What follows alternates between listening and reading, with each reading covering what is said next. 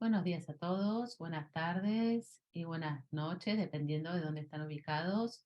Vamos a esperar un minuto más, simplemente para esperar al resto de los participantes que se unan y luego vamos a comenzar. Gracias por estar aquí.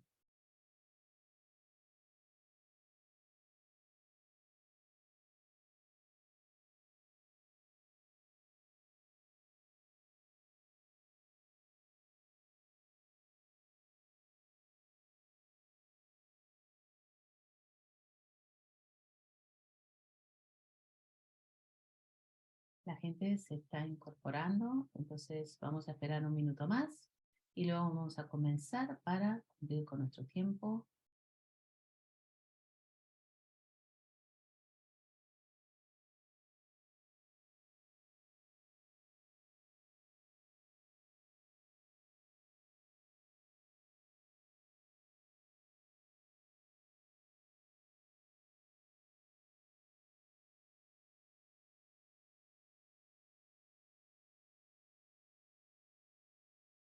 Muy bien, vamos a comenzar. Buenos días, buenas tardes y buenas noches, dependiendo de dónde están ubicados, estimados panelistas y participantes. Me gustaría presentarme.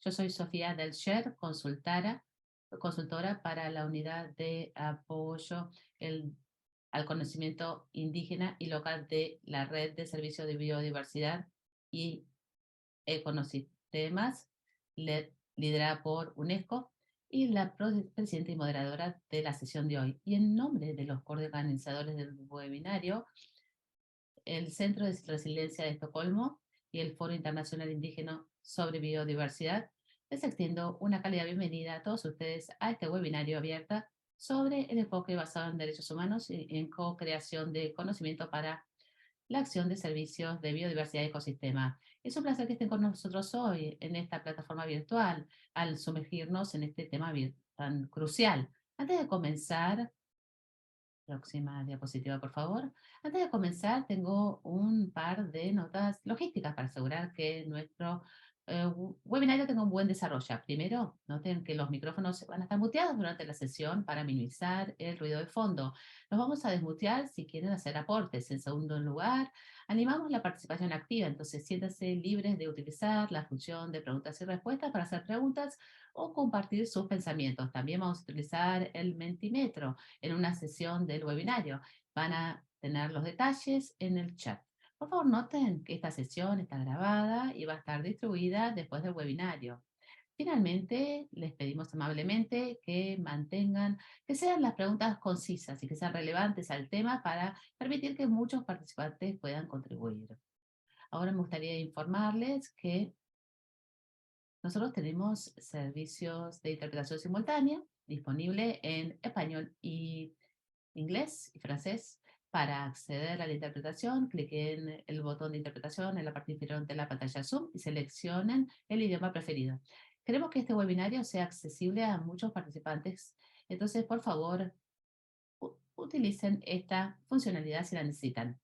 Para resumir brevemente la agenda de la sesión de hoy, vamos a comenzar con las palabras de apertura de Nigel Grojal, que es jefe de la sesión de Sistemas de Conocimiento Locales e Indígenas, links de UNESCO. Después Lucy Melenkey, que es copresidenta del Foro Internacional Indígena sobre Biodiversidad, directora ejecutiva de la Red de Información para los Pueblos Indígenas y cofundadora y copresidente de la Red de Mujeres Indígenas para la Biodiversidad, que va a presentar el escenario y nos va a dar otros comentarios. Luego vamos a tener una presentación concertada sobre el enfoque basado en derechos humanos y su importancia en trabajar con los pueblos indígenas y las comunidades locales entre Pernilla Malmer, que es la asesora senior en Swedbayer, y Ashanapu Hertz, oficial de programa de Swedbayer. Después una presentación de Opi Otway, que es la especialista de Derecho Ambiental en el Centro Mundial de Vigilancia de la Conservación, IPENUMA,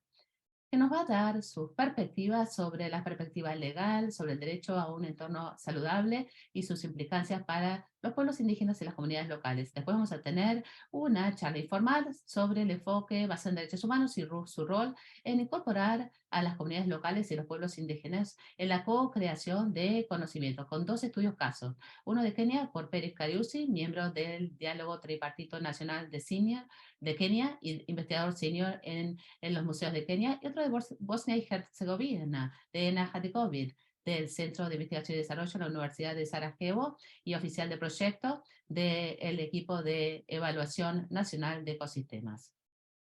La conversión informal va a ser moderada por mi colega estimada Alessandra Postrigan, que es oficial de construcción de alianzas y participación de partes interesadas de BESNET PNUD.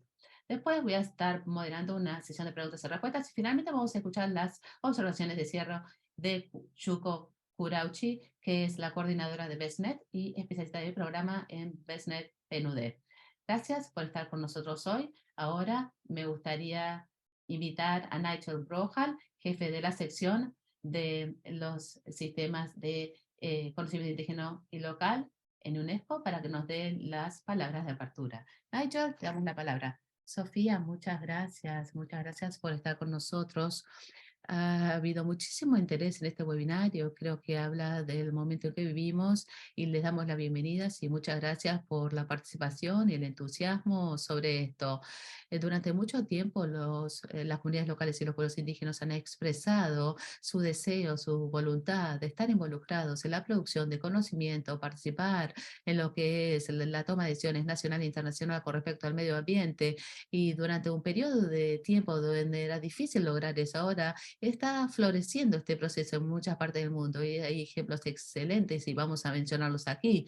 Y este evento se armó, se organizó como una coalición de un equipo que está trabajando particularmente en ecosistemas y evaluaciones de ecosistemas. Está coauspiciado por la red BESNET, la red de BESNET, que tiene 3 agencias fundadoras que trabajan, el PNUD, también el Programa de Desarrollo de Naciones Unidas, Centro Mundial de Vigilancia en la Conservación y la alianza también con el Foro Internacional de Pueblos Indígenas sobre Biodiversidad, y Lucy va a estar también del foro, y también SwedBio, que ha sido un socio importante y ha respaldado este proceso. Entonces, SwedBio es uno de los donantes en ayudar a este enfoque basado en derechos humanos para evaluar el conocimiento junto con el gobierno de Alemania.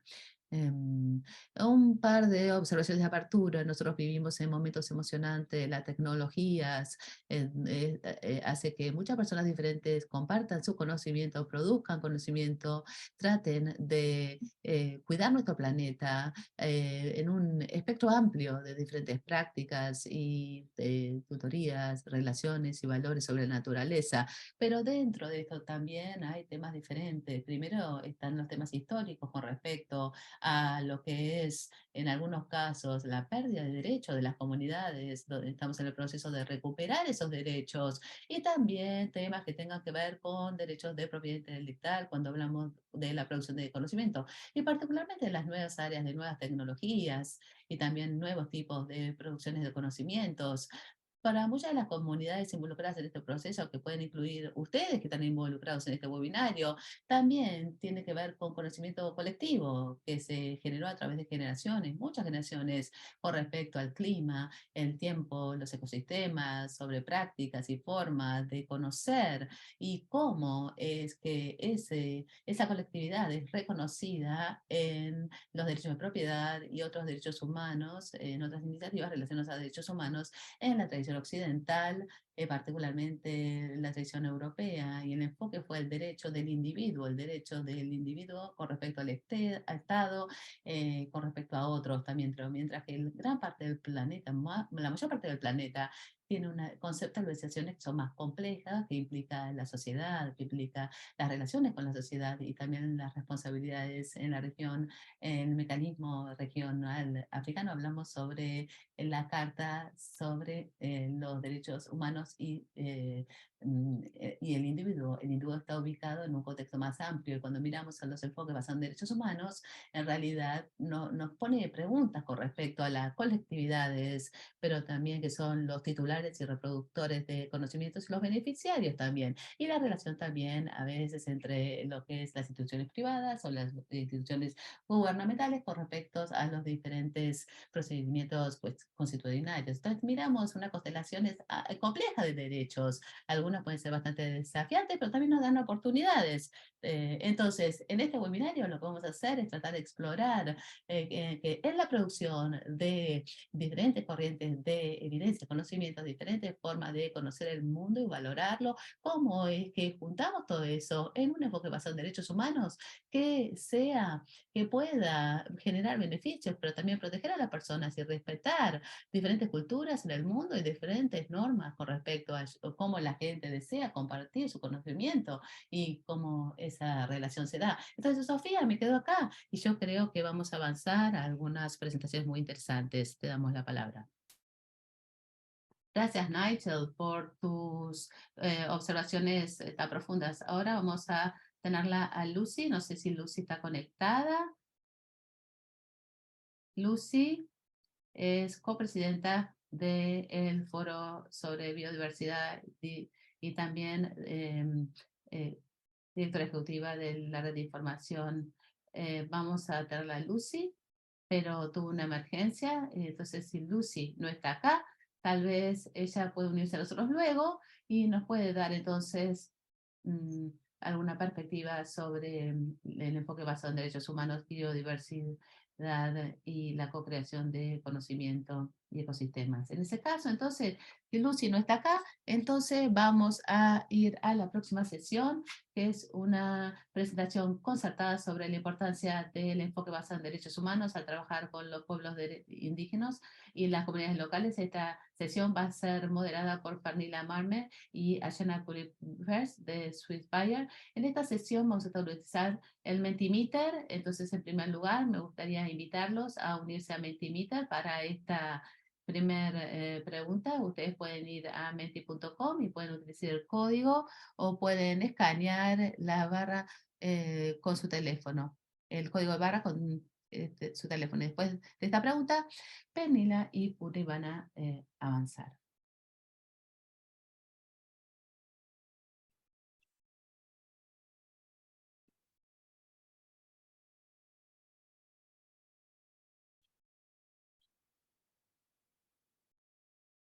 Para repetir nuevamente, para responder a la pregunta, pueden ir a menti.com, pueden ingresar el código o pueden utilizar el código de barra. Gracias.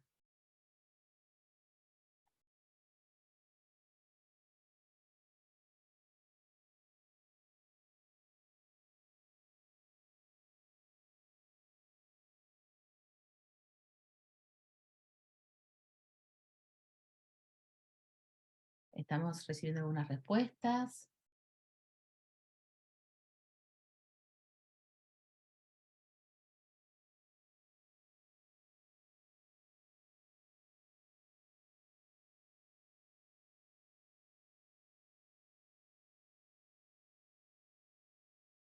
Es muy bueno ver que la gente está en Menti contestando y después le voy a dar la palabra a Putin y Pernilla.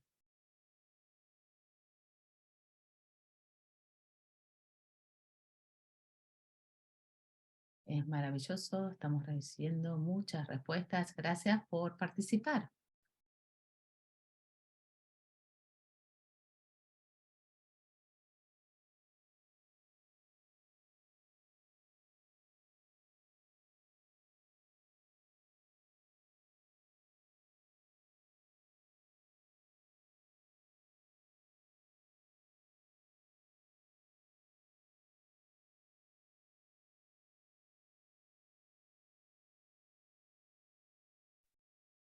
Soy Pernilla, estoy con ustedes.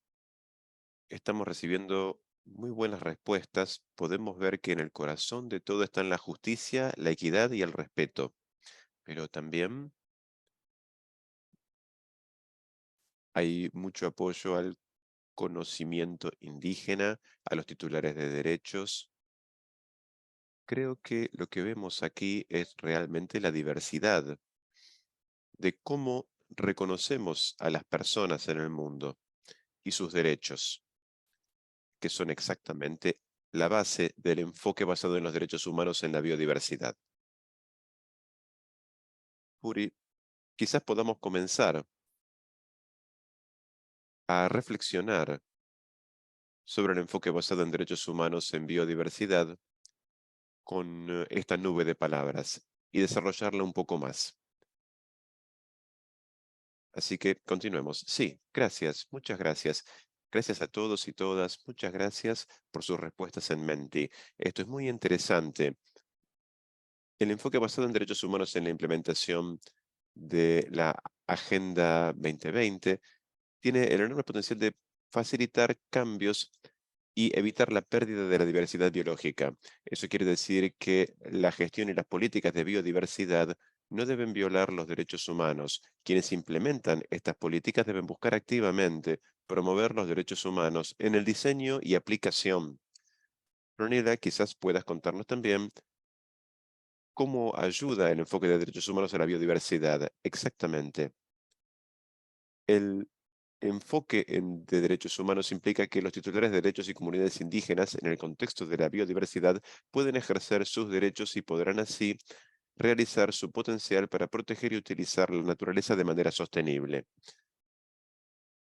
Reconoce que la gobernanza de los pueblos indígenas y comunidades locales, con mayores valores de biodiversidad y conservación, deben tener un papel activo. Entre las razones están que el conocimiento tradicional de la naturaleza y el valor de la cultura les permiten preservar los territorios en los que viven más eficientemente. Por esta razón, el Marco Mundial de Biodiversidad de Montreal reconoce la importante contribución de los pueblos indígenas y comunidades locales como custodios de la biodiversidad en la restauración de los ecosistemas. De acuerdo con este potencial, las comunidades locales y pueblos indígenas tienen que poder tener derechos sobre sus territorios y tienen que tener derechos a una participación significativa y activa en la toma de decisiones. En esto consiste el enfoque basado en los derechos humanos en la biodiversidad. Ya veo, quiere decir entonces que si los pueblos indígenas y comunidades locales son respetadas y tienen la oportunidad de sentirse seguras en el uso consuetudinario de su tierra, esas tierras van a ser mejor protegidas. Y si reconocemos y respetamos sus conocimientos, aprendemos de ellas y aceptamos sus propuestas en nuestros procesos de políticas como igualmente válidos que la ciencia, esas políticas van a funcionar mucho mejor. Así es, y de hecho hay evidencia científica de que si se utiliza el conocimiento de los titulares de conocimiento local e indígena en el diseño de políticas y si uno participa con ellos en el proceso, la normativa se va a implementar mucho mejor. Entonces, Puri, ¿cómo sonaría esto en el lenguaje de los derechos humanos? Voy a tratar de explicarlo de la siguiente forma. Existen titulares de obligaciones y titulares de derechos, y tienen diferentes obligaciones y responsabilidades en el contexto de la diversidad biológica, pero también en todo lo demás.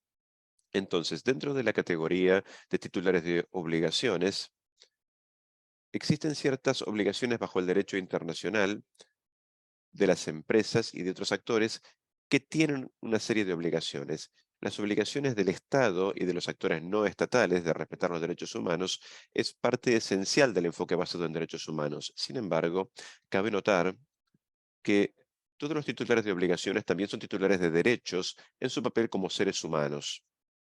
Voy a comenzar con el Estado como titular de obligaciones para promover el respeto, proteger y cumplir los derechos humanos en lo que hace la diversidad biológica. Eso quiere decir que tienen que asegurar el derecho a la información, el acceso a la información, y también asegurar la participación de los titulares de derechos en los procesos y también el acceso a la justicia, lo que incluye la protección de los derechos humanos y a los defensores de los derechos ambientales.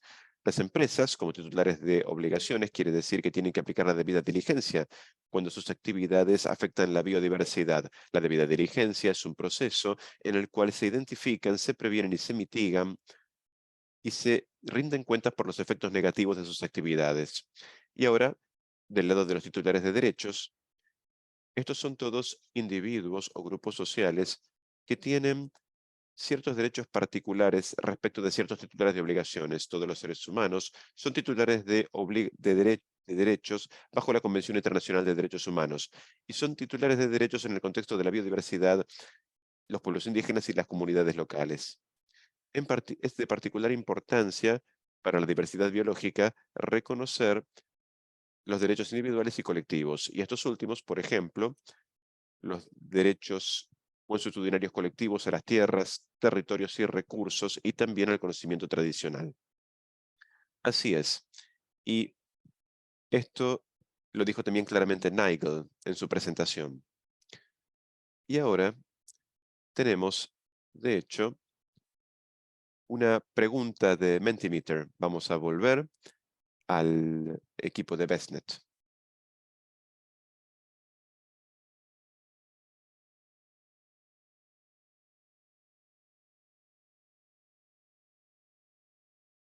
Esto es muy interesante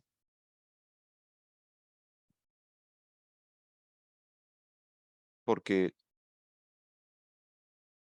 también nos muestra cuál es su participación ahora en la diversidad biológica y en los procesos de evaluación de ecosistemas. Pero también, si ustedes trabajan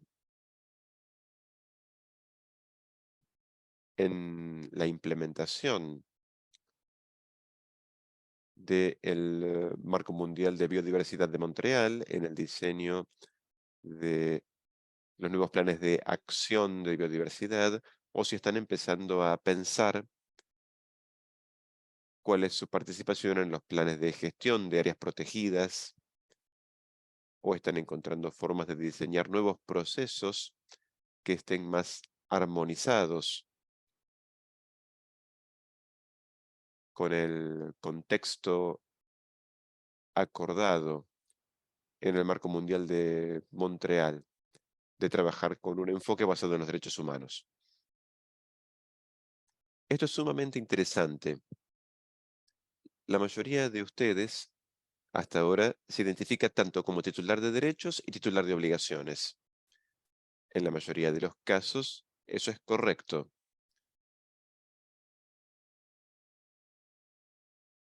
Y esto es lo que, si ustedes están liderando un plan de acción nacional sobre biodiversidad, son titulares de obligaciones en relación con los titulares de derechos. En ese caso, o si tienen una empresa, su responsabilidad como titular de obligaciones probablemente son más destacadas, mientras que los pueblos indígenas son titulares de derechos y ese es su papel más crítico.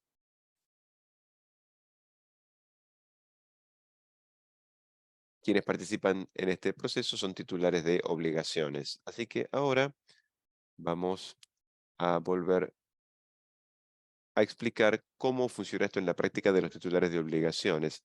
El gobierno tiene que actualizar sus medidas y planes de acción sobre conservación de la biodiversidad para aplicar el marco de biodiversidad.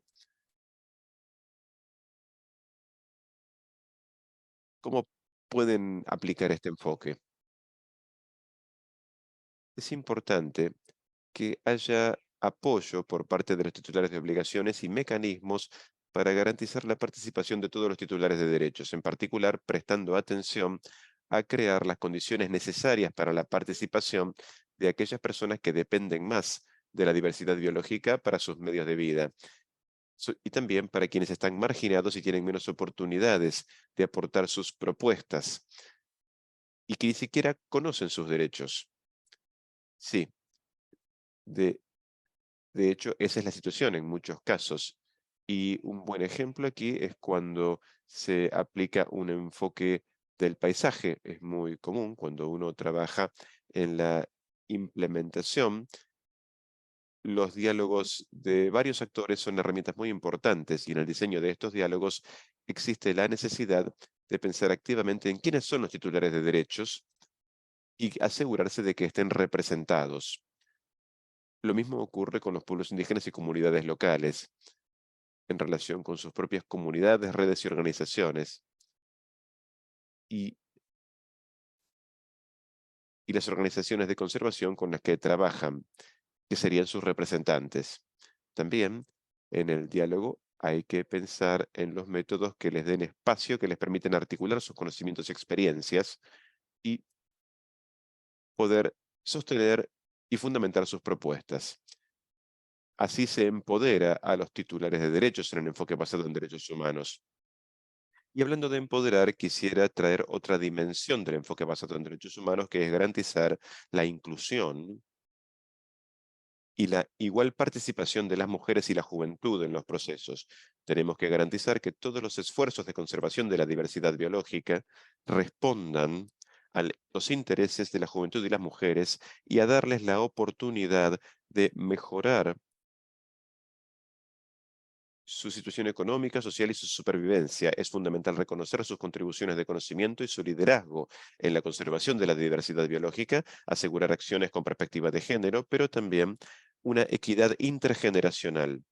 Y tú mencionaste el Marco Mundial de Biodiversidad de Montreal, que está, arm- que está armonizado con este Marco Mundial y es una guía crítica para la implementación. Esto quiere decir que la participación, el acceso a la información, el reconocimiento de sus derechos iguales y el acceso a recursos y a la tierra deben garantizarse. Sí, así que ahora hemos estado hablando sobre el enfoque de derechos humanos en la biodiversidad y en la acción por los servicios ecosistémicos. Para ser más específicas, el enfoque de derechos humanos, ¿cómo se puede aplicar en la co-creación de conocimiento sobre la diversidad biológica? Bien, toda la colaboración de sistemas de conocimiento debe basarse en la igualdad y el respeto. Esto es importante de subrayar, ya que las estructuras de poder en nuestra sociedad en general privilegian algunos sistemas de conocimiento. Tenemos una estructura que hemos reemplazado con medidas. El consentimiento previo, libre e informado es un excelente ejemplo en este contexto, pero de hecho comienza con el diseño del proceso de intercambio de conocimiento desde el comienzo, desde la formulación del problema, para asegurarse de que sea útil para todos los actores involucrados. Bien, esto me recuerda cómo nosotros aplicamos esto en nuestro trabajo. La aplicación del enfoque basado en derechos humanos en nuestro trabajo nos recuerda que observemos y comprendamos nuestras estructuras, prestemos apoyo a los derechos, a los titulares de derechos y los empoderemos para que conozcan sus derechos y aporten su conocimiento. Además, los titulares de obligaciones deben rendir cuentas ante los titulares de derechos una vez que se produzca este intercambio. Por eso aplicamos el enfoque basado en evidencias múltiples en el diálogo de actores de Sweat Bio y en otras interacciones entre titulares de derechos y obligaciones. Y mencionas también los diálogos de multiactores. Sí, expresado en el idioma de los derechos humanos, los métodos basados en múltiples evidencias subrayan el conocimiento de los diversos actores. Y ahora vamos a pasar al PowerPoint con el mapa. Aquí pueden ver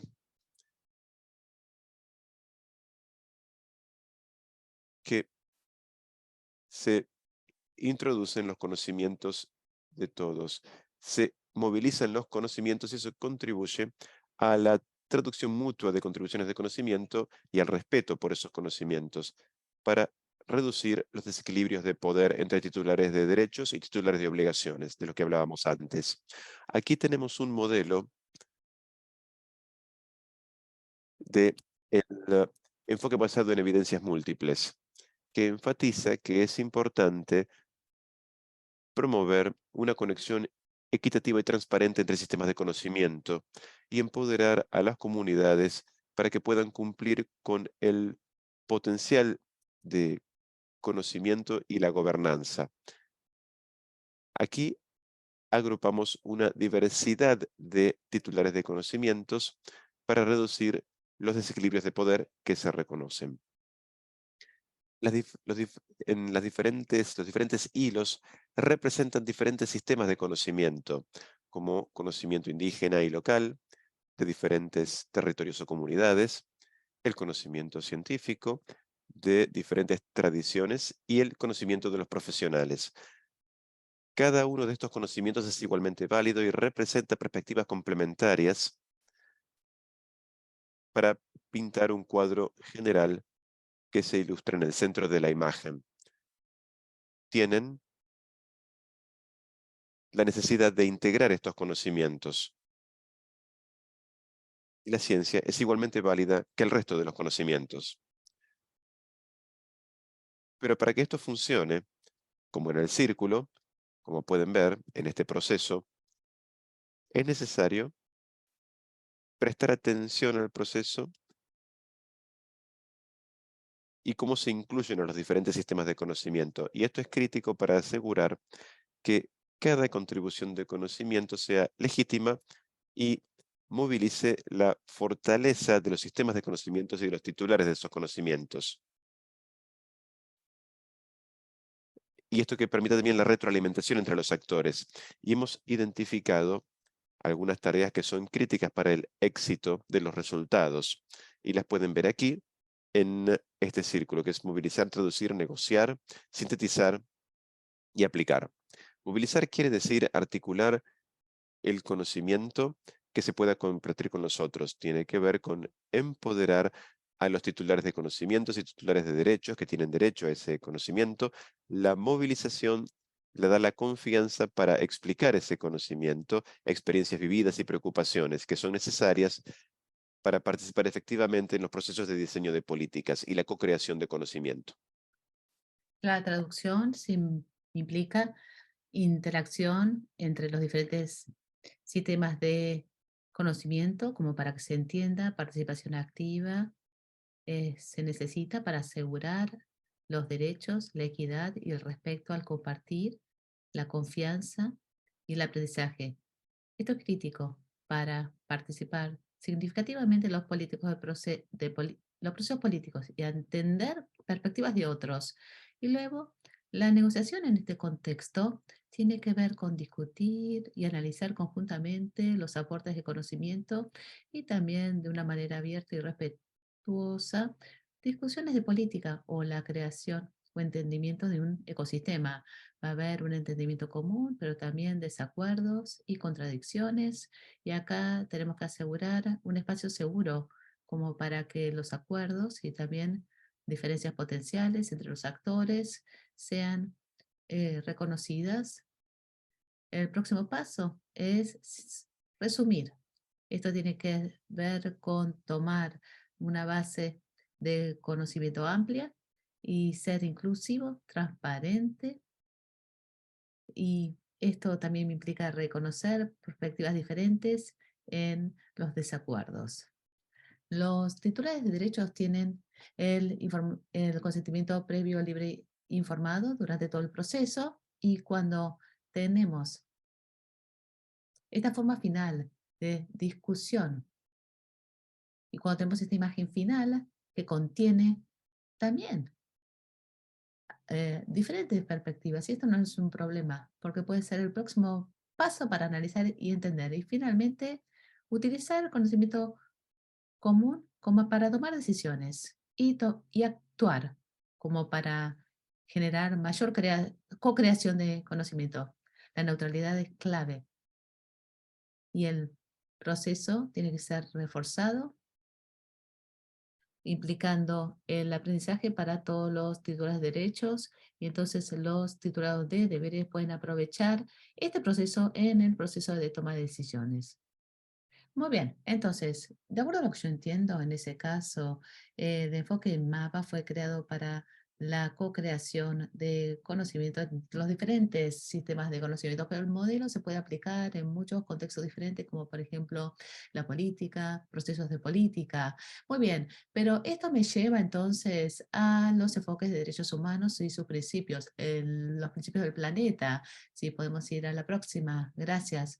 Y hay 6 principios que tienen que ver con la participación, conexión a la obligación de derechos humanos, rendición de cuentas, la no discriminación, empoderamiento y la transparencia. Y yo entiendo que este enfoque permite la inclusión de todos los actores sin discriminar, asegurando la participación activa, libre y contribuyendo a la política y a la toma de decisiones. Y al permitir ese proceso, los estados y otros titulares de deberes son responsables por la observancia de los derechos humanos, asegurando que se haga de acuerdo a los estándares consagrados en los instrumentos internacionales de derechos humanos. Y finalmente, pero no menos importante, lo que me gustaría destacar acá es que los derechos humanos son indivisibles, ya sea que sean civiles, culturales, económicos, sociales o políticos. Están todos inherentes a la dignidad de cualquier ser humano. Todos tienen estatus equitativo como derechos y no pueden ser ranqueados, pero también tenemos que entender y tenemos que destacar la interdependencia y la interrelación de los derechos humanos. La realización de un derecho con frecuencia depende en su totalidad o en parte de la realización de otros derechos. Por ejemplo, la realización del derecho a la salud puede depender de la realización del derecho a la información que nosotros hemos mencionado antes. Sí, gracias, Puri. Entonces ahora volvemos a donde comenzamos y nos gustaría que mostrarles una pregunta que tiene que ver con la visualización, ¿no? Después, ¿qué es lo que ustedes visualizan cuando escuchan hablar del enfoque de derechos humanos y la conservación de la biodiversidad conjuntamente? Entonces veamos si recibimos algunos resultados. Ahora estamos esperando, pero tenemos algunos ya, inclusión.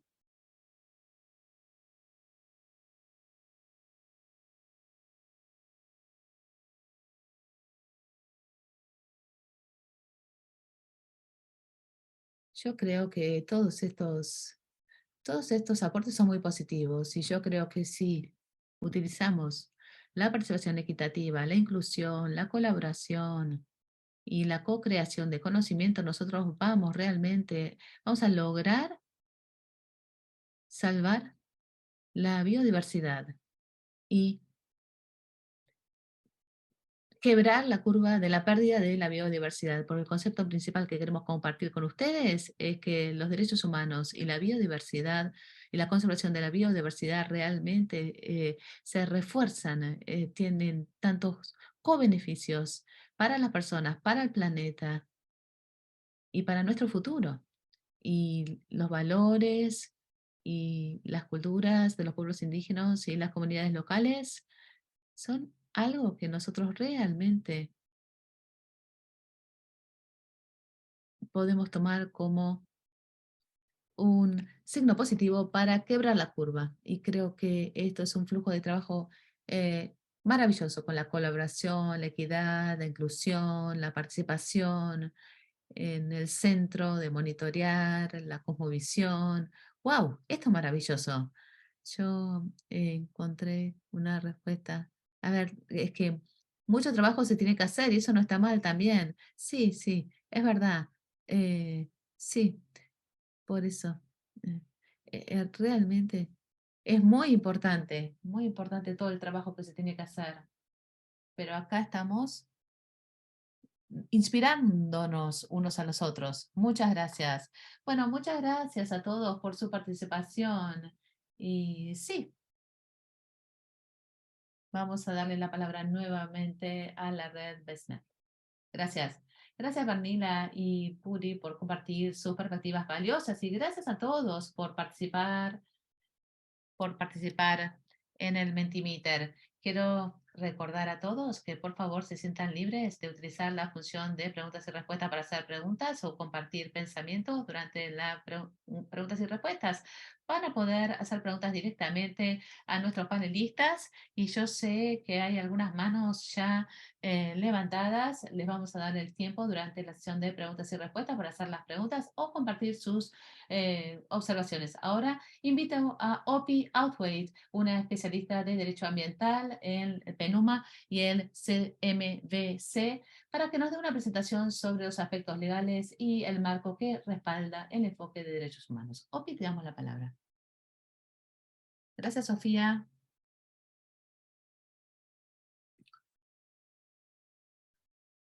Bueno, ustedes ya... Yo soy un especialista ambiental en PENUMA, WCMC. Voy a hablar sobre la implicancias de los derechos humanos a un entorno sostenible, saludable y limpio. Y esto tiene mucho que ver con lo que acabamos de escuchar de nuestros colegas y esperamos que nos va a ayudar a agregar un poquito más de lo que es la dimensión legal y de derechos humanos a esta discusión que acabamos de tener. Entonces, si podemos avanzar a la próxima diapositiva. Entonces, como tal vez ustedes tal vez no sepan o no, la Asamblea General de Naciones Unidas adoptó una resolución hace un año reconociendo el derecho a un medio ambiente limpio, sostenible, saludable. La resolución no es legalmente vinculante, es decir, que no introduce una obligación a los estados como titulares de deberes de implementar este derecho, dar efecto a ese derecho. No es lo mismo que firmar un tratado, pero sí políticamente es muy persuasiva esta resolución, como pueden inferir de la evaluación de la Asamblea General de Naciones Unidas. Va a poner presión en aquellos que incluyen los estados, pero también los actores no estatales. Y para asegurarnos entonces que sus leyes, políticas, reglamentaciones, procedimientos y otras medidas sean consistentes con este derecho.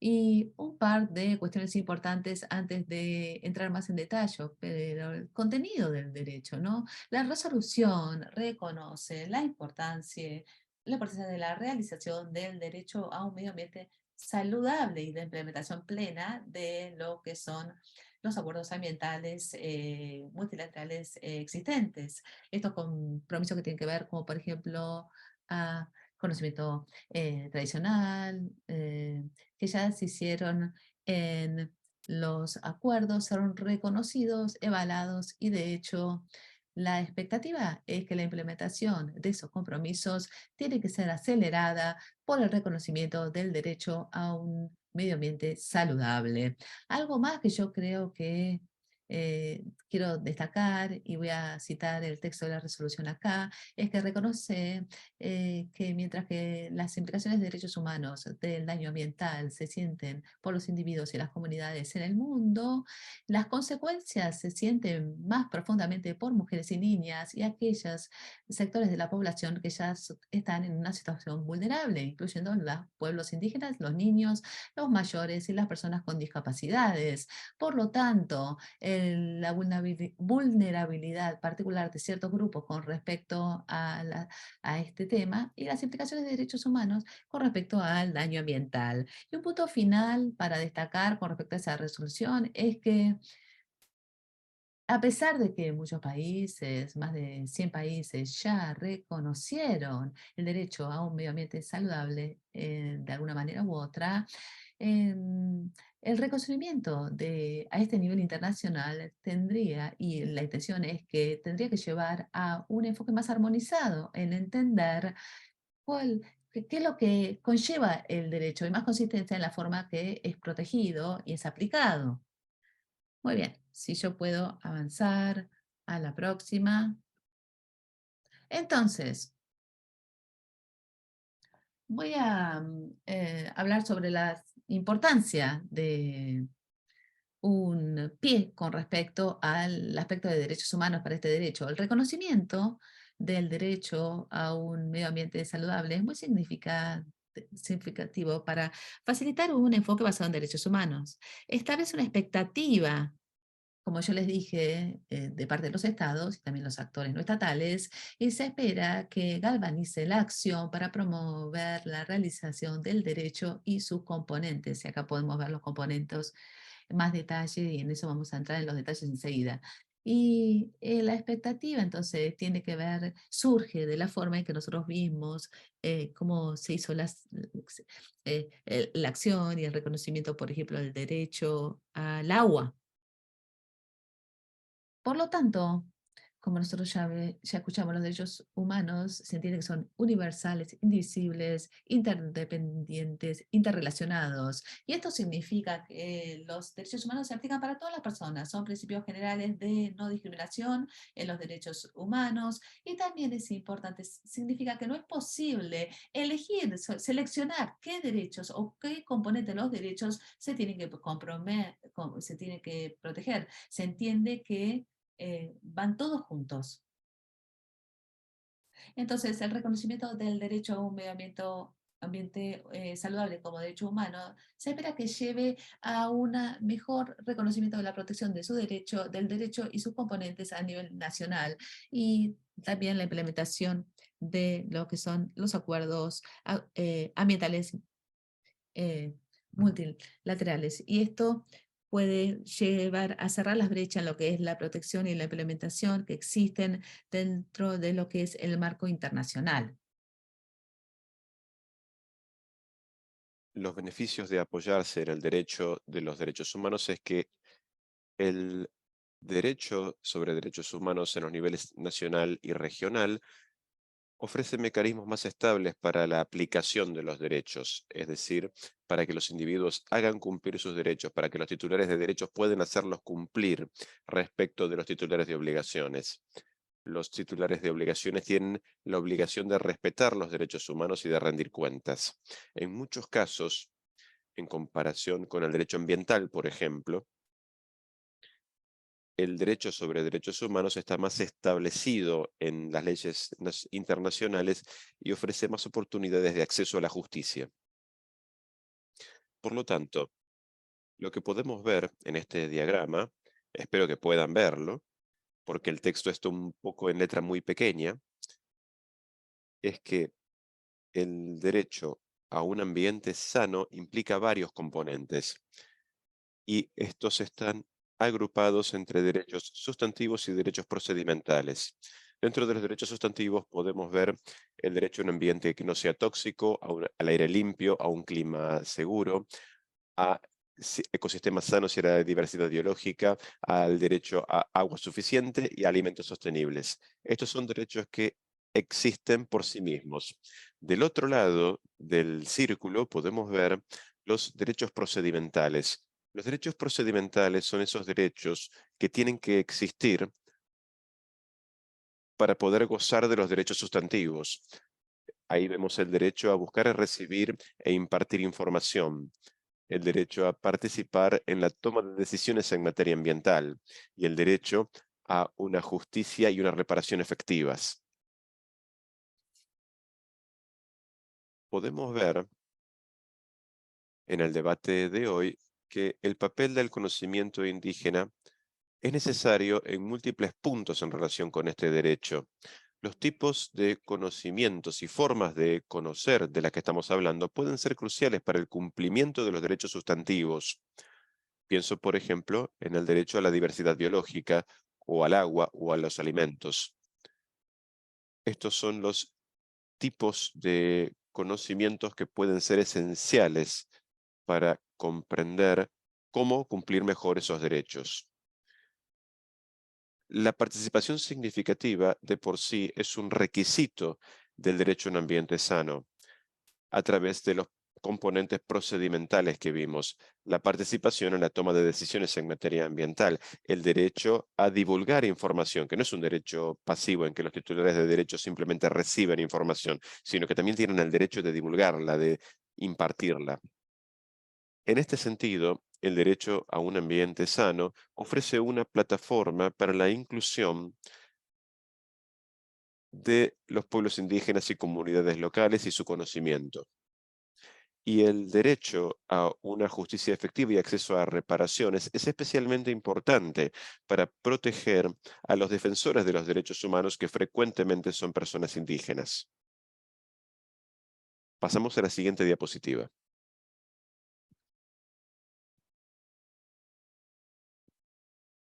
Bien,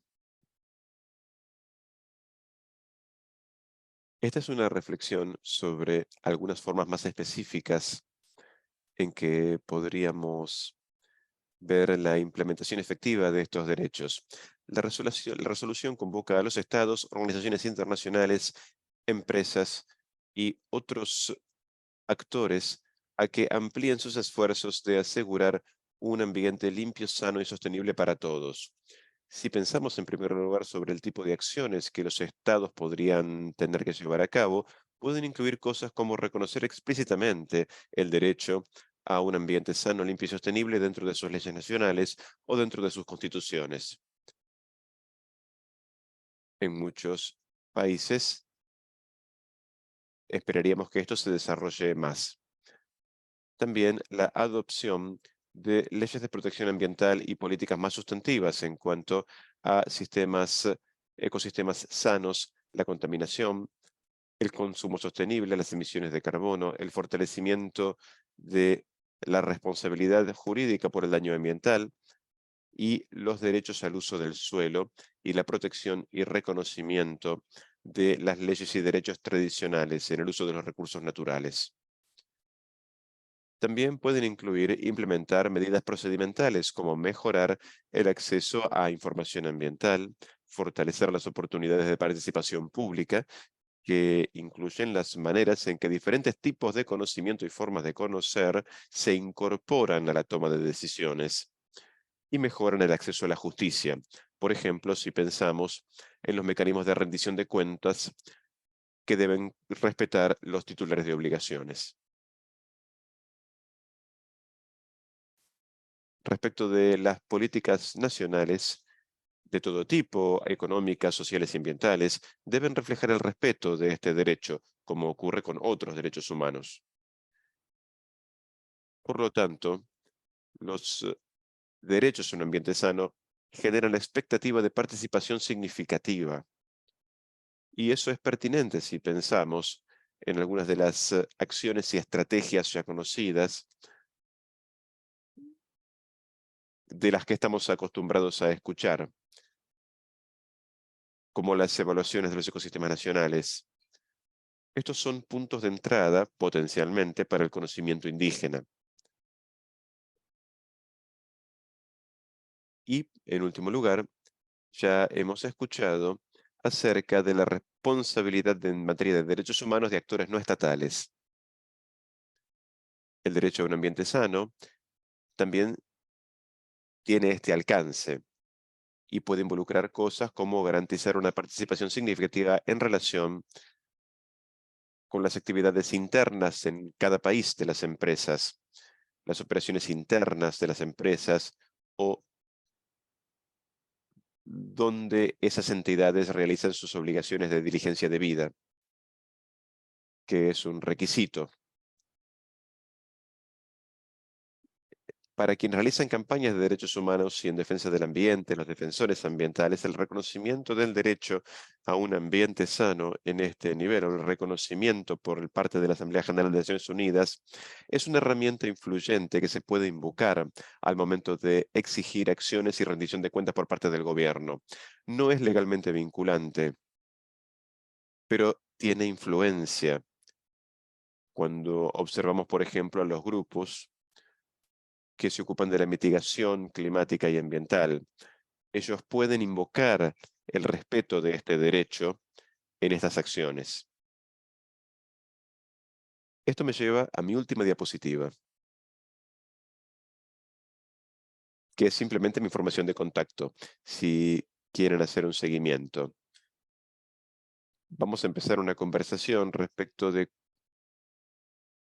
cómo es útil pensar en las formas de promover una participación significativa y la inclusión del conocimiento indígena y cómo apoyar y facilitar el enfoque basado en derechos humanos para la diversidad biológica. Así que voy a pasar nuevamente a nuestros colegas de BestNet. Gracias, Opi, por esa presentación tan informativa. Tenemos excelentes preguntas que estamos recibiendo, así que invito a los oradores y oradoras a que respondan esas preguntas por escrito y luego vamos a tratar de responder todas las preguntas que podamos en la sesión de preguntas y respuestas. Ahora quisiera pasar a la charla informal, que va a explorar el papel del enfoque basado en los derechos humanos para facilitar en la co-creación de conocimiento por parte de comunidades indígenas y locales. La moderadora de esta sesión es Alexandra Postrigan, encargada de formación de alianzas en BestNet PNUD.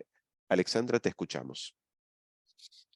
Muchas gracias, Sofía, y muchas gracias a todos ustedes. Muchas gracias a todos por su participación.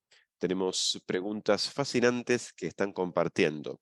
Quisiera dar la bienvenida a Ena Hatipovic, que es la líder de proyecto del equipo de evaluación nacional del ecosistema de Bosnia-Herzegovina.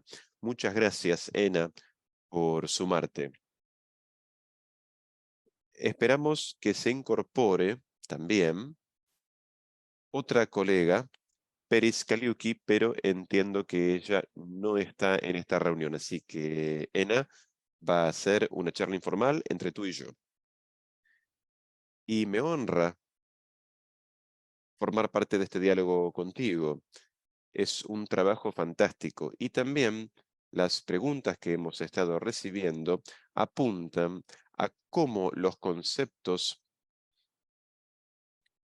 como lo dijeron los oradores al comienzo de este seminario web, cómo se pueden traducir estos conceptos a la realidad y cómo se aplica esto en el terreno, en términos prácticos a nivel de cada país. Por eso creo que es fundamental escucharte y, en primer lugar, para nuestra audiencia en general, para quienes no conocían BestNet o los sistemas de evaluación nacionales, ¿podrías contarnos un poco en qué consiste tu trabajo en Bosnia-Herzegovina en la evaluación nacional del ecosistema y cuál es tu papel? Te escuchamos. Muchas gracias por invitarme. Me siento muy honrada en nombre de mi país de presentar el trabajo que hemos realizado en los últimos 3 años. Soy Ena, soy de Bosnia-Herzegovina, que está situada en los Balcanes, en Europa. Soy la oficial de proyecto de la Evaluación Nacional del Ecosistema. De hecho, actualmente estoy en la reunión de la Junta Consultiva del proyecto. Estamos casi terminando la Evaluación Nacional del Ecosistema. Para las personas que nos escuchan y que no conocen las evaluaciones nacionales de ecosistemas, voy a tratar de explicarlo de la manera más breve posible. La evaluación de un ecosistema es la recolección de conocimiento científico y local acerca de la diversidad biológica o naturaleza en general y las contribuciones de la naturaleza para las personas, que es lo que la naturaleza aporta a los seres humanos. ¿Cuáles son las contribuciones directas e indirectas de la biodiversidad y también el papel del Estado y de la gobernanza a nivel federal o estadual para generar una base para la toma de decisiones informadas acerca de la naturaleza? Básicamente, no consiste en dar pautas para quienes toman decisiones, sino más bien darles la información sobre derechos y científica, compartiendo los mensajes claves de la evaluación nacional del ecosistema. Para Bosnia y Herzegovina,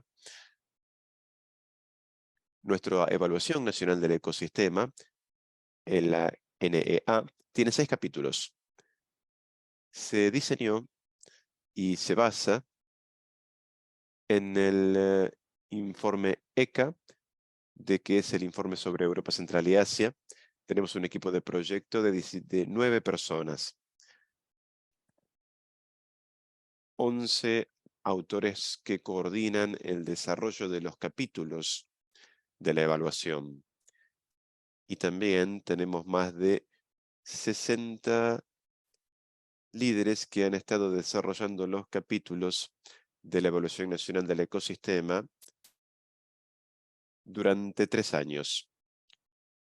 La primera reunión de autores fue en julio del 2020. Desde luego, debo mencionar que los NEA son una excelente oportunidad de dar participación a los actores, de dar participación a los titulares de conocimientos en la co-creación de conocimientos sobre la diversidad biológica. También es muy bueno para la generación de redes y fomento de capacidades. Hasta ahora hemos desarrollado 4 artículos científicos a partir de los hallazgos de esta evaluación. Por supuesto, todo esto es muy bueno, pero es importante decir que también enfrentamos desafíos. Esperamos poder ayudar a quienes en el futuro se ocupen de desarrollar las evaluaciones nacionales de ecosistemas a que busquen nuestros resultados. Hay que entender la complejidad del país, las circunstancias nacionales y la metodología utilizada para el desarrollo de las evaluaciones nacionales de ecosistemas es la metodología BESNET. La plataforma tiene una metodología muy bien desarrollada para nuestra comunidad científica. Al comienzo fue un desafío comprender y desarrollar la evaluación de acuerdo con la metodología. Es un proceso muy largo que a veces es un poco abrumador y cansador para los participantes. Ahora estamos terminando el tercer borrador, el final. Nos estamos focalizando en el desarrollo de resúmenes ejecutivos y el desarrollo de las resúmenes para los generadores de políticas y estamos colaborando con los revisores. Estamos comenzando con el proceso de publicación de las evaluaciones que esperamos van a ser publicados para fines de septiembre de 2023. Muchas gracias. Te damos la palabra a vos, Alexandra. Gracias. Y tantos actualizaciones tan interesantes, tan emocionantes. Entonces, déjeme comenzar con una pregunta que tal vez puede ser obvia para usted, pero no para los participantes que están ahora con nosotros de los países que no tenían ninguna evaluación nacional del ecosistema y tal vez acaban de aprender de ustedes qué son. Entonces, no es una elección muy frecuente trabajar con los titulares de derechos y los titulares del conocimiento local. Entonces, en el caso de Bosnia y Herzegovina, ¿por qué decidieron trabajar con las comunidades locales como titulares de derechos y deberes? ¿Y cuáles fueron las fuerzas que facilitaron ese proceso? Gracias, muchas gracias por esta pregunta.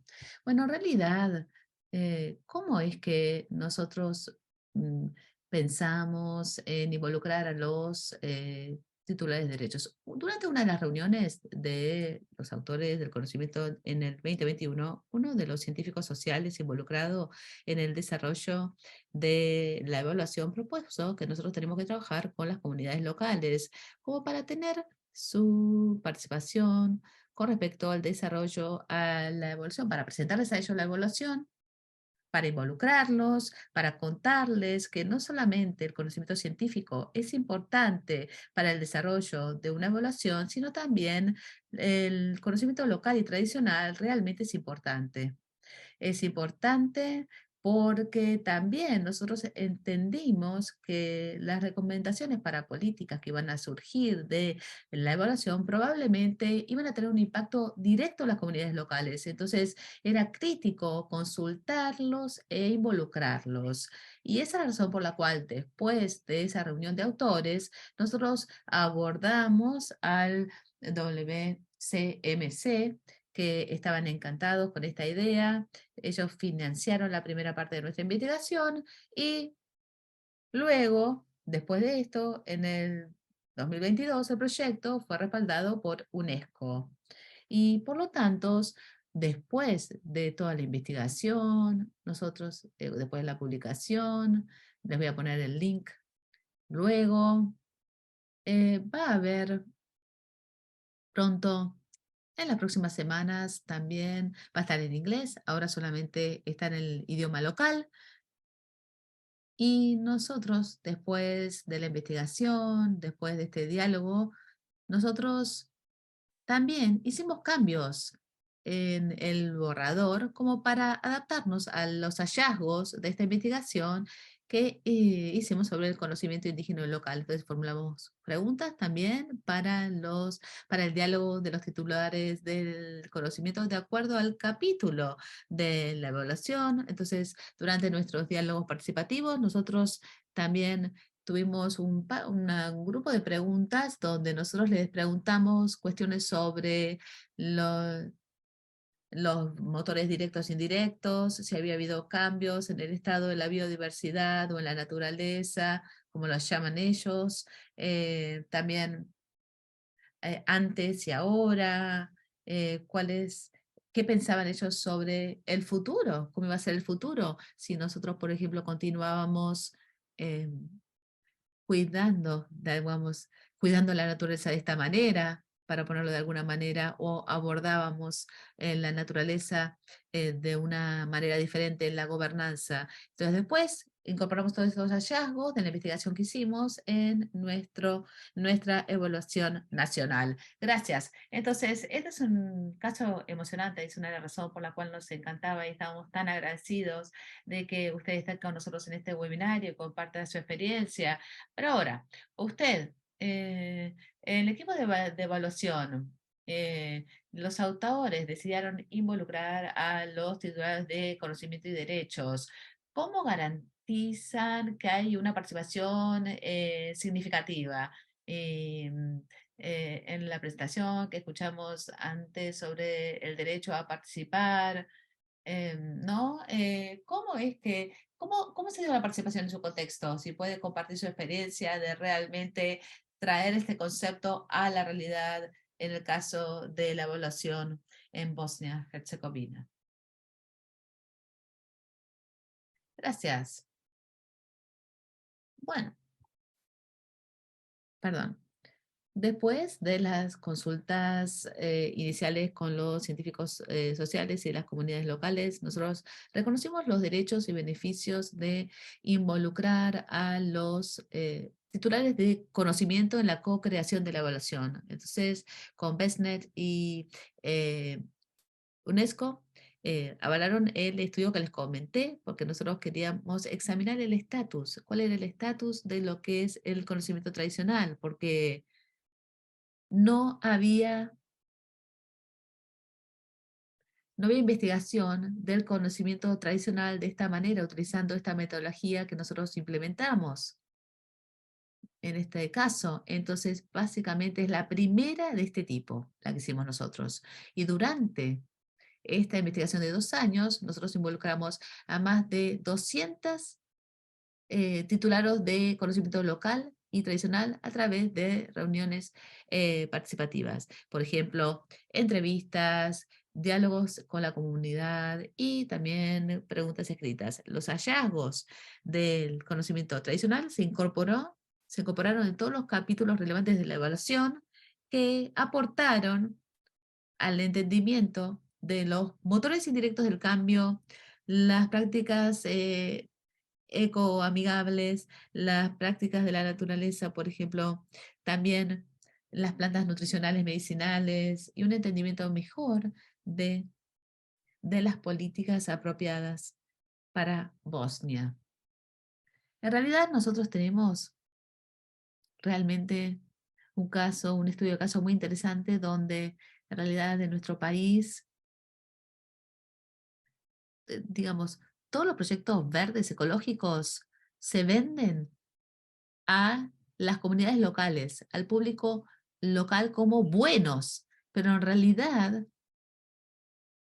los proyectos ecológicos verdes están generando más daño que cualquier otro proyecto. Por ejemplo, nosotros tuvimos un caso en el sur de Bosnia y Herzegovina, en la frontera con Montenegro, donde hubo este caso de un proyecto ecológico verde que en realidad no respeta ni la naturaleza ni los derechos de las comunidades locales. ¿Y de qué se trata? Bueno, un plan de construir una central de energía solar y se planifica, está planeada y probablemente las obras ya comenzaron, se va a construir en un lugar donde las comunidades locales tienen sus ganados, sus actividades ganaderas y tienen el lugar donde toman agua, el ganado, y este parque es un ecosistema de vegetación mediterránea que fue totalmente destruida. Entonces, no era un lugar totalmente destruido donde no había nada, entonces podían construir una central solar. No, ellos completamente destruyeron el ecosistema como también la vida de las personas, porque algunos de ellos dependen, sus vidas dependen del ganado y por ley ellos tienen que tener una consulta pública que tiene que estar publicado en un documento local. Pero con frecuencia lo que sucede es que estas consultas públicas se publican en un documento que casi no existe.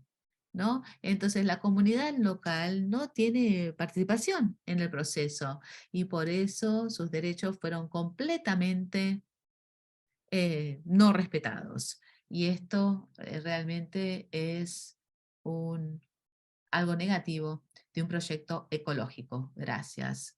No, gracias por mencionar este caso y entiendo que esto es uno de los ejemplos de cuando el derecho a la participación no fue no solamente no tomado en consideración, ¿no? Entonces, bueno, supuestamente tenemos que cerrar acá con vos, pero como que tenemos un poquitito de tiempo, brevemente veo una pregunta en el chat para vos y me gustaría comenzar. Tenemos tantas preguntas que tenemos acá.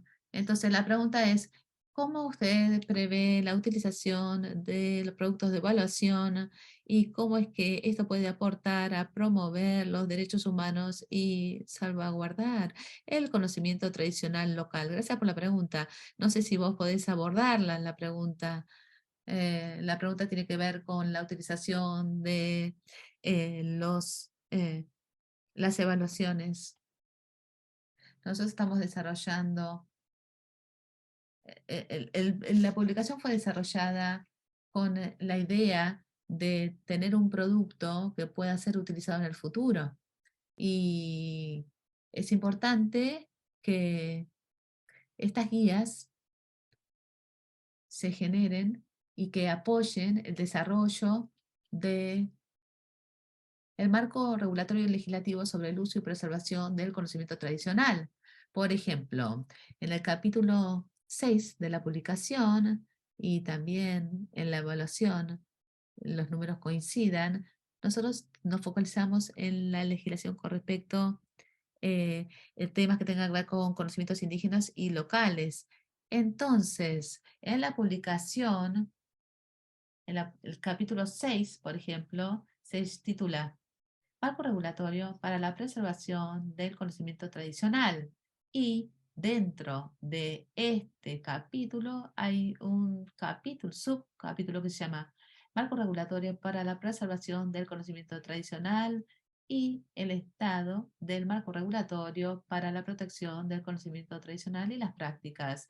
Entonces, a pesar de que hicimos un panorama general del estado y vamos a tener algunos mensajes claves relacionados con respecto a qué se puede cambiar, en relación a conocimiento tradicional y local, con ejemplos de otras mejores prácticas de otros países, es decir, cómo podemos mejorar las cosas. Gracias. Muchas gracias, Ana. Y, Ana, y muchas gracias por compartir este ejemplos de cómo la evaluación puede ser una fuerza facilitadora para la conservación y la co-creación de conocimiento. Esperamos haber inspirado a algunos de los participantes que están de países que tal vez no tienen todavía, yo diría, una evaluación nacional o trabajo relacionado. Muchas gracias, Ena, y ahora le doy la palabra a Sofía para la sección de preguntas y respuestas. Gracias, Alex, gracias por facilitar esta conversación informal tan profunda, y gracias, Ena, por compartir cómo Bosnia Herzegovina ha trabajado en la evaluación. Ahora vamos a abrir el piso para las preguntas a los participantes y también invito a los oradores a desmutearse y participar. Pero en primer lugar, yo quería reconocer que hay personas en todo el mundo, de Sudáfrica, de Nepal, de Mauricio, de Pakistán, Camerún, del noreste de India, de Kenia, de Brasil, de Bangladesh. Entonces yo quería, de Uganda, entonces yo quería Filipinas también, Nigeria, quería reconocer eso. Muy bien, entonces, en primer lugar, tal vez yo sé que Puri, vos estuviste respondiendo las preguntas con respecto a cambio climático. Entonces, ¿qué pasa con lo que es los pueblos indígenas y comunidades locales en la Convención de las Naciones Unidas sobre biodiversidad? eh, y también las diferentes partes, y también esto está conectado con otra pregunta con respecto a si hay un enfoque basado en derechos humanos en el cambio climático también, o cómo crees que el cambio climático puede ser incorporado, el diálogo con la biodiversidad. Entonces, no sé, Puri, si vos querés, si ya respondiste estas preguntas en el chat, o si querés decir algo y abordarlo para todos. Eso sería maravilloso. No sé, Pernila o Puri, si quieren responder.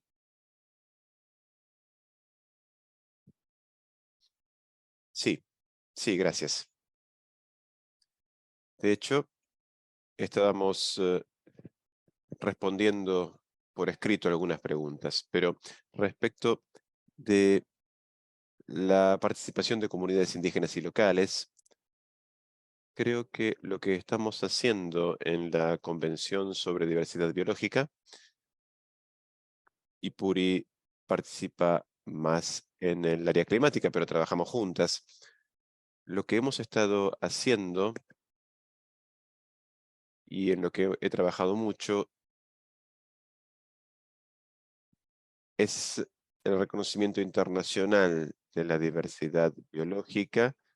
Vamos a tener reuniones con una copresidencia del IFB y también una oficina paralela. Entonces, es posible reunirse con esta oficina, con este grupo y los diferentes grupos que participan. Y todos tienen derecho a hablar y hay un debate constante respecto de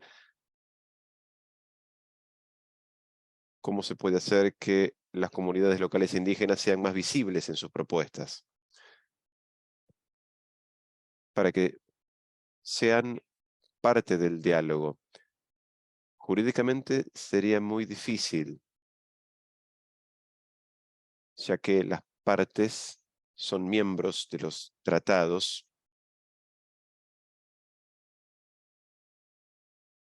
y son estados nacionales soberanos que pueden asumir la responsabilidad de implementar las decisiones.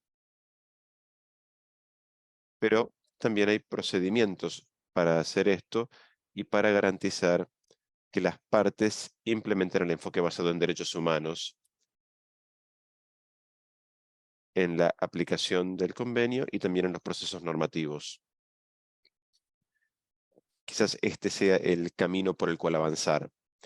Y quizás para añadir algo sobre el tema del cambio climático, el informe más reciente del IPCC, que se publicó en marzo pasado, dice claramente que las acciones de adaptación y mitigación que prioricen la igualdad, la justicia social, la justicia climática, el enfoque basado en los derechos humanos y la inclusión llevarán a resultados más sostenibles, reducirán el estrés del cambio climático y promoverán la resiliencia climática, incluyendo también en este informe como los derechos de los pueblos indígenas y comunidades locales y también sus sistemas de conocimientos también se enfatizan aquí. Y el tema del cambio climático se trae a colación cada vez más. En las negociaciones, en la Convención Marco de Naciones Unidas para el Cambio Climático, en el Convenio sobre Diversidad Biológica, los pueblos indígenas en la Convención Marco tienen el mismo rol y tienen una participación en la Convención Marco de Naciones Unidas y estas reuniones periódicas para promover la participación en el proceso de la Convención Marco de Naciones Unidas, para participar en su agenda y la participación de las comunidades indígenas a través del consentimiento previo, libre e informado, teniendo en cuenta su implementación. Y también para las partes hay un evento periódico sobre lo que se denomina en realidad una capacitación para garantizar la inclusión y la participación de los pueblos indígenas en el proceso de la Convención Marco de Naciones Unidas sobre Cambio Climático. Estos son algunos ejemplos que les puedo dar. Muchas gracias. Gracias, Puri, y gracias, Pernilla, por responder esta pregunta. Ahora tengo una pregunta que es para Nigel. ¿Cómo se le puede dar la oportunidad a las comunidades locales e indígenas? Es la misma pregunta, sé que Nigel estuvo trabajando en esto, y la pregunta también tiene que ver con las comunidades indígenas como importantes agentes de conservación, lo cual es cierto. Tal vez Nigel tenga alguna perspectiva sobre la pregunta en cuanto a la Convención Marco de Naciones Unidas sobre Cambio Climático. Muchas gracias por la oportunidad y por plantear esta pregunta. Creo que muchos de ustedes se dan cuenta de que las partes del Convenio sobre Diversidad Biológica, en primer lugar, tiene componentes incorporados en el 1992 cuando se redactó el convenio. Ese proceso tuvo lugar en Río de Janeiro e implicó mucho diálogo y consultas con pueblos indígenas, que estuvieron muy bien representados, así como otros sectores de la sociedad, como agricultores, la juventud, grupos de mujeres. Entonces, el texto del Convenio sobre Diversidad Biológica habla sobre el reconocimiento de los derechos. El CBD ya incluye esto en su arquitectura, en su diseño, pero ¿qué ocurrió en el 2022? Es algo muy importante, y es que el nuevo plan de trabajo, que es el Marco Mundial de la Diversidad Biológica de Montreal, al que se han referido nuestros colegas de SwedBio, desarrolla las cuestiones de derechos. Fue un momento histórico para Naciones Unidas, en que las partes del convenio establecieron una correlación entre el enfoque basado en derechos humanos y una atención explícita a los pueblos indígenas y a otros grupos, pero particularmente a los pueblos indígenas, ¿sí? Se presta atención a las cuestiones de derechos asociadas con el conocimiento, como el consentimiento previo, libre e informado. Si uno lee el texto principal del Marco General de Convenio de Diversidad Biológica y la agenda, tiene que ver con los elementos culturales que incluyen el programa conjunto de trabajo sobre los vínculos entre la diversidad biológica y cultural, que todavía hay que elaborar. Todo esto crea muchas oportunidades y los derechos se implementan fundamentalmente en los lugares donde la gente vive. El derecho de hacer algo o el derecho de que no te hagan algo es la parte operativa. Si los pueblos indígenas pueden participar en estos procesos, Los convenios de Naciones Unidas son tratados diseñados por los Estados miembros del sistema de Naciones Unidas y representan a cada gobierno soberano del mundo. También los gobiernos pertenecen al sistema de Naciones Unidas, más o menos, pero es opcional si quieren participar en el proceso de un convenio. La mayoría de los convenios pertenecen al convenio sobre biodiversidad y las convenciones climáticas. Y en ese proceso hay un acuerdo multilateral que se propone poner en práctica las metas que hay que lograr, el propósito del convenio y quién debe participar de la implementación. Los pueblos indígenas han estado muy activos en el convenio sobre la diversidad biológica, lo cual incluye hablar con los gobiernos, hablar con otros actores, definir cuáles son sus expectativas y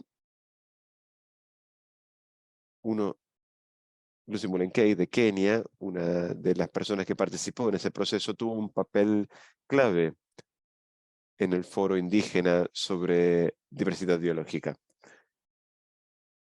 Expresan el interés de los pueblos indígenas y sus consejos se han presentado en varias reuniones durante muchos años, pero particularmente en las negociaciones en torno del Marco Mundial sobre Biodiversidad.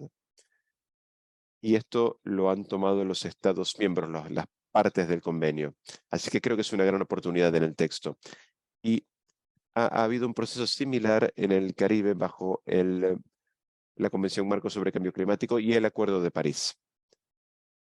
El Acuerdo de París, que se adoptó en el 2015, fue el primer instrumento internacional que asoció directamente la política climática y los derechos humanos. Y los pueblos indígenas ejercieron una influencia muy activa en ese proceso en París para incluir referencias a una serie de derechos humanos y atención explícita a los derechos de los pueblos indígenas, a sus sistemas de conocimiento y la importancia de darles participación y a las comunidades locales en toda una serie de áreas de toma de decisiones, sobre todo en torno de la adaptación climática.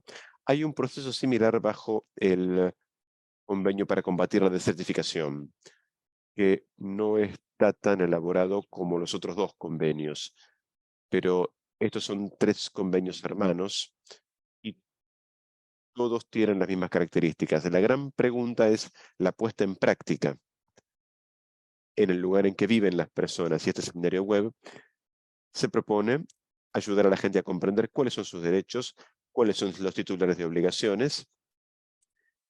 Y hay un muy buen ejemplo, que es que hay mayor sensibilidad. No se puede tomar una decisión simplemente porque parece una buena decisión de biodiversidad. Hay que pensar sobre los titulares de derechos en ese proceso. Es más negociado, más dialógico y es una toma de decisiones más comprensiva. Sofía, espero que eso cubra algunos de los elementos de lo que la gente esperaba escuchar como respuesta. Sí, muchas gracias, Nigel, por tus perspectivas. Algunas personas levantaron la mano. No sé si alguien quiere levantar la mano y participar y formular una pregunta al micrófono o compartir alguna idea. Vi que se levantaron algunas manos durante el seminario web, así que por favor, siéntanse libres de levantar la mano, les podemos abrir el micrófono y van a poder compartir sus reflexiones o preguntas.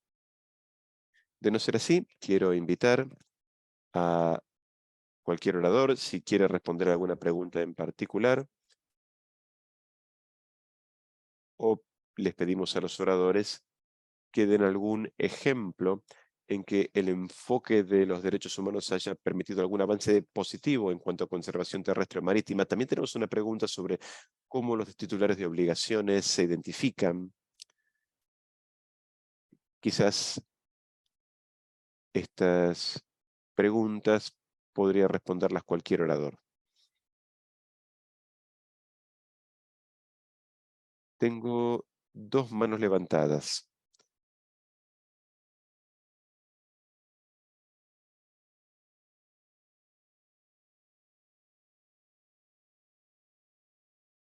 ¿Alguien levantó la mano? ¿Yo puedo levantar la mano? Sí, Puri Pernila, sí, por favor. Las escuchamos. Sí, bueno, ejemplos de dónde hemos tenido cambios transformadores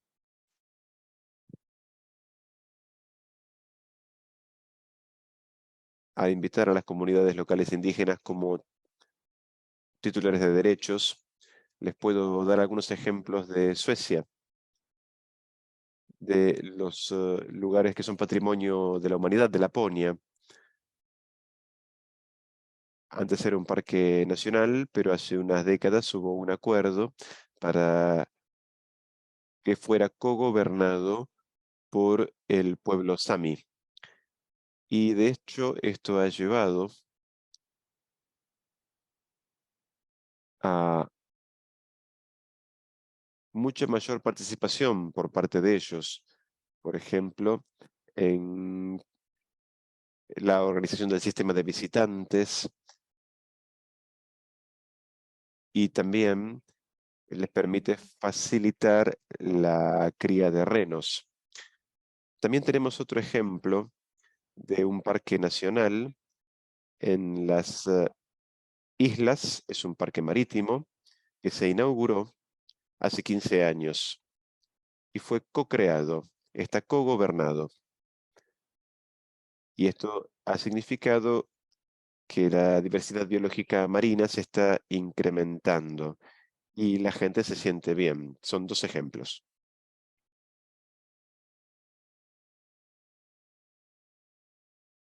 Gracias, Pernila. Quiero darle la palabra ahora a Lorena Gómez. Lorena, te escuchamos. Sí, hola.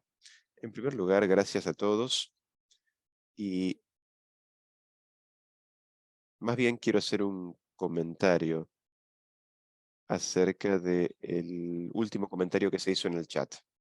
Yo trabajo con organizaciones, he trabajado antes con organizaciones indígenas en diferentes diálogos a nivel local, en Colombia y en Latinoamérica y globalmente. Y definitivamente veo un patrón de representatividad. Tendemos a ver a los mismos líderes una y otra vez en diferentes eventos. Pero creo que esto, por supuesto, filtra las perspectivas del terreno que llegan a estos espacios. Pero más importante que eso sería, ¿en qué medida les parece posible llevar los diálogos que ocurren en las grandes ciudades, en Washington, en París, cómo llevarlos al territorio? Porque hay un marco epistémico que se pierde cuando uno está rodeado por la naturaleza, cuando los pueblos indígenas pueden expresar y sentirse cómodos como locales. Entonces me pregunto en qué medida ven que eso es posible. Si podemos imaginar que la participación podría darse de un modo distinto.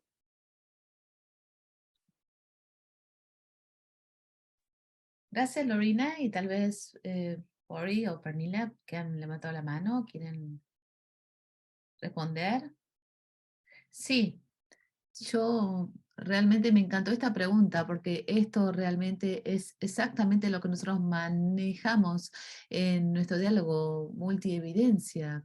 Nosotros lo que hacemos es mover, sacar los procesos, moverlos en las comunidades y tenemos diálogos sobre biodiversidad y co-creación de conocimiento donde la gente vive y donde tiene el conocimiento, que inmediatamente hace que este sistema de equidad tan visible. Y por supuesto uno puede hacer lo mismo con los procesos de política y muchos pueblos indígenas y organizaciones cuando tratan de negociar con los gobiernos sobre áreas protegidas, una de las formas más eficientes es si uno puede llevar a los que toman decisiones al área y ver y mostrarles cómo uno cuida la biodiversidad, eso va a ser mucho más fácil resolver el problema. Entonces yo creo que definitivamente esto es posible y es algo que nosotros realmente tenemos que animar y tenemos como ejemplo de implementación de un enfoque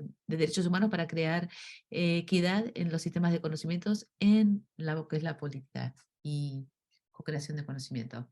Gracias, gracias Parnila y Poli, no sé Nigel, si querés. Sí, una palabra rápida. Yo creo que es una escala en la que uno está hablando. Y yo también durante muchos años yo trabajo en estos foros y yo puedo predecir qué grupos voy a ver cuando voy a ver una reunión. Y pienso que tenemos que agradecer a esas organizaciones de pueblos indígenas por tomar ese liderazgo, porque toman mucho tiempo y energía de su lado para representar a las voces de los pueblos indígenas en Naciones Unidas, por ejemplo. Son horas largas, están lejos de su familia, de sus comunidades, es trabajo duro. Entonces, primero, honrarlos, son muy importantes, son líderes y son generadores de cambios. Muchas de las personas indígenas con las que trabajé cuando viví en África no hablan inglés o francés, a veces ni siquiera el idioma nacional completo, y es un proceso muy difícil trabajar con esas comunidades. Y un día yo escuché un líder senior que dice, algunas personas no conocen, no saben que es el foro permanente. Y yo vi que algunas personas ni siquiera saben que las Naciones Unidas existen. Entonces, ir al campo es parte del proceso. Y lo que es interesante sobre BestNet es que es una oportunidad para hacer eso, justamente. En varios países ahora nosotros estamos trabajando con las entidades nacionales para poder tener conversaciones con las comunidades ahí con respecto a sus conocimientos en el marco donde ellos viven. Y eso es lo que hace BestNet una oportunidad tan importante. Al mismo tiempo, las ideas es realmente trabajar hacia la equidad, y puedo asegurarles que dentro del sistema de Naciones Unidas yo ayudé a co-presidir el grupo de apoyo nosotros realmente tratamos de concentrarnos en la idea de diversidad, es decir, llegar a todas las regiones y tratar de realmente involucrar una diversidad de titulares de conocimientos, de sistemas de desiertos, de océanos, eh, bosques tropicales, hay tanta diversidad. Entonces, ver cómo reconocer eso y valorarlo, y también que sea más fácil para la gente participar, pero también eso incluye que la gente entienda cuáles son los derechos de estar en la mesa y dónde está esa mesa, a pesar de si no es una mesa, es bajo un árbol. Entonces, hay mucha sensibilidad en eso, también es la realidad de cómo hacer que eso funcione en la práctica, y el punto es escalar a diferentes niveles para que las cosas sean accesibles. Gracias y te doy nuevamente la palabra. Gracias, gracias, Nigel. Y yo veo que Charles ha levantado la mano, pero ya no tenemos más tiempo. Perdón, vamos a abordar eh, las preguntas. Escriban las preguntas y sus comentarios y lo vamos a abordar en un artículo interactivo después del webinario. Les agradecemos a todos por su participación activa, su participación en este webinario. Al llegar al final, me gustaría invitar a Yuko Korauchi, que es la coordinadora de BESNET y especialista del programa de BESNET PNUD, para darnos las observaciones de cierre. Gracias, Sofía. Me gustaría comenzar agradeciéndole a todos una vez más por estar con nosotros el día de hoy, por este webinario tan iluminador y provocador. En nombre del equipo de organización, quiero expresar mi gratitud a todo el equipo, a todos los oradores que compartieron su experiencia y durante el webinario tan valiosa. Sus perspectivas diversas nos dieron a nosotros un entendimiento abarcativo de la importancia de los derechos humanos para la conservación de la biodiversidad. Y al concluir esta sesión, me gustaría destacar que en BESNET nosotros permanecemos comprometidos a tener un enfoque de derechos humanos inclusivo en los componentes en los que estamos trabajando, y para contribuir también a crear un entorno donde el conocimiento no solamente sea científico, pero también que sea justo éticamente y socialmente. Después de este evento les vamos a enviar un mensaje a todos los participantes con un link a la grabación del webinario y un artículo dedicado que muestre los puntos claves del webinario, incluyendo las respuestas a las preguntas que no fueron plenamente abordadas en este momento debido a las limitaciones de tiempo, y lamentamos eso. Mientras tanto, me gustaría invitar a los participantes a que permanezcan conectados con nosotros y continúen estas conversaciones tan importantes que comenzaron en este webinario hoy. Y hay varias formas para participar con BESNET, con la red de BESNET. Próxima transparencia, les quiero mostrar algunos de los ejemplos. En primer lugar, por favor, visiten nuestro sitio web. Acá tienen la dirección donde pueden tener acceso a una riqueza de recursos, publicaciones, estudios de casos y otro material relevante relacionado a servicios de ecosistema y biodiversidad y nuestro trabajo también con respecto a los pueblos indígenas. Y se pueden convertir en usuario y les podemos dar recursos a la biblioteca también. También, por favor, consideren suscribirse a nuestra gacetilla mensual para estar actualizado con los últimos acontecimientos de nuestros proyectos y nuestros socios y en otros eventos, en otras oportunidades que pueden estar disponibles en el campo de biodiversidad, incluyendo webinarios futuros e iniciativas emocionantes. Todos se conectan también en las redes sociales, pueden encontrarnos en Twitter, Facebook y LinkedIn y pueden unirse también a nuestra comunidad online donde pueden participar en las conversaciones y compartir sus experiencias y perspectivas. Y todos estos detalles van a estar incluidos en nuestros mensajes post-webinario para ustedes también. Y al estar conectados con BestNet, ustedes no solamente van a tener la oportunidad de continuar y aprendiendo y colaborar con los expertos en el campo, sino también van a poder contribuir al esfuerzo colaborativo para promover un enfoque de derechos humanos a la co-creación de conocimiento y el trabajo conjunto en el campo. Una vez más, quiero expresar mi gratitud profunda a todos nuestros oradores y a los participantes también por sus aportes tan valiosas el día de hoy y su dedicación y su perspectiva. Deseo que este webinario sea un éxito. Gracias y les deseo a todos ustedes un éxito continuo en sus esfuerzos para crear un mundo más justo y sostenible. Gracias y adiós a todos.